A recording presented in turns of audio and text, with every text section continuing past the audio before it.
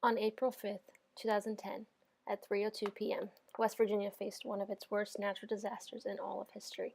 The Upper Big Branch mine exploded due to a blockage in a massive coal duct inside the mine. The mine was operated by the Performance Coal Company, which is a subsidiary of Massey Energy Company. The Upper Big Branch mine is located in Montcoal, West Virginia, in Raleigh County, which is 30 miles south of Charleston, West Virginia. Don Blankenship, the owner of Massey Energy Company, is said to be blamed for this awful tragedy. But what really happened on April 5th, 2010, when those 29 workers lost their lives? The explosion in the mine on that Monday afternoon killed 28 miners and one construction worker. Families said goodbye to their loved ones, like they would any other day, not expecting it to be their last goodbye. The explosion was so intense there was coal everywhere. The faces of the fallen victims were covered with black soot, and an unforgettable, awful smell of dynamite moved through the air. Due to poor ventilation, a buildup of highly flammable coal dust mixed with gas that was coming through the mine floor is what is said to be the cause of the explosion. Because of the lack of ventilation, flames were able to easily access the flammable coal dust. The flames spread the length of the mine about 2 miles of underground tunnels. Over the last 40 years of mining accidents in the U.S., this was by far the worst one that has occurred. In a mine, long wall shields are used to protect the steel canopy, which is where the face conveyor workers and shearer operate. They are very vital in mine safety and must work properly each and every day in order for the mine to run smoothly. The long wall shields have electronic time logs on them that are sent to the surface every hour, updating workers of progress and any problems that are raised. On April 5th, the longwall shield sent its last log to the surface at 2:40 p.m.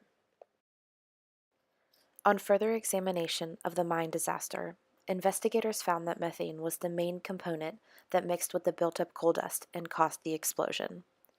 The methane was emanating in large amounts on the mine floor. After coming into the mine, the methane moved behind the longwall shield that was making its rounds. While behind the longwall shield, the methane found an ignition source. It was also found that 7 different water sprayers were absent, allowing the fire to grow without being tamed.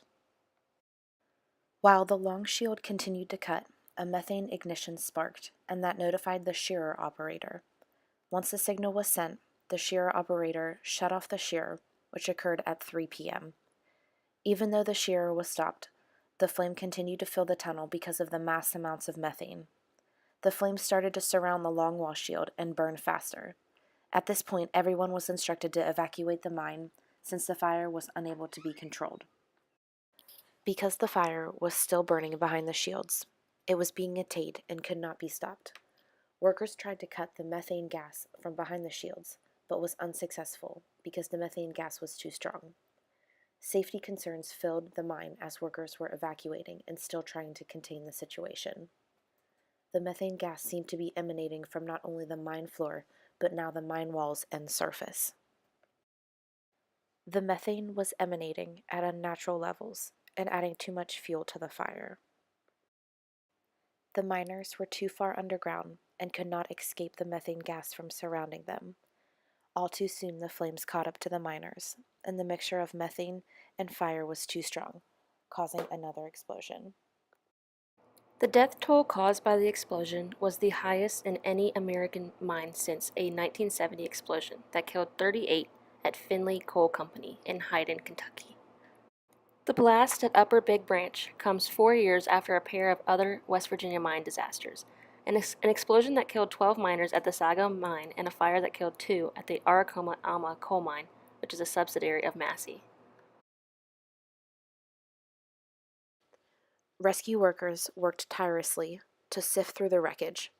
The explosion was nothing like they had ever seen before. On Monday, they were able to identify 25 bodies, but 4 were still missing. Mining machines were completely demolished. The scene underground was such a mess, it wasn't until Friday that they were able to find the remaining 4 victims. Rescuers said that they had been walking past the 4 remaining miners the entire week, but could barely see their hand in front of them, let alone what was on the ground. Rescue efforts had been an agonizing 100-hour exercise in frustration as the teams repeatedly inched their way through tangled debris and fallen rock only to have to withdraw because of explosively high levels of methane and carbon monoxide. The concern was not only for cleanup crew, but for the surrounding area.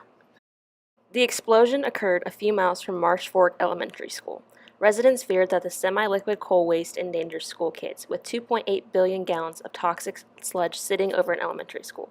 A lot of people were concerned with the lake of sludge that could bust through its earthly barrier and roll down the hillside to endanger the elementary school. A similar Massey impoundment in eastern Kentucky did just that in October of 2000, releasing 300 million gallons of toxic sludge.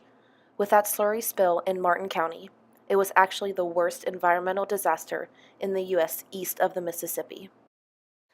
After the explosion, the Mine Safety and Health Administration changed focus and directed attention on ways to better address lack of safety regulations.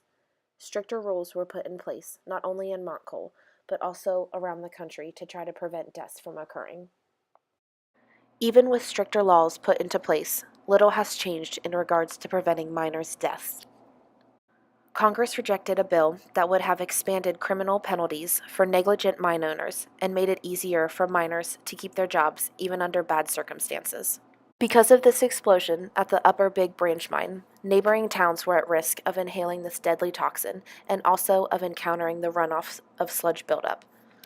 The mine has been deemed unusable and sits abandoned, containing the sludge buildup that will soon leak into the earth in neighboring towns.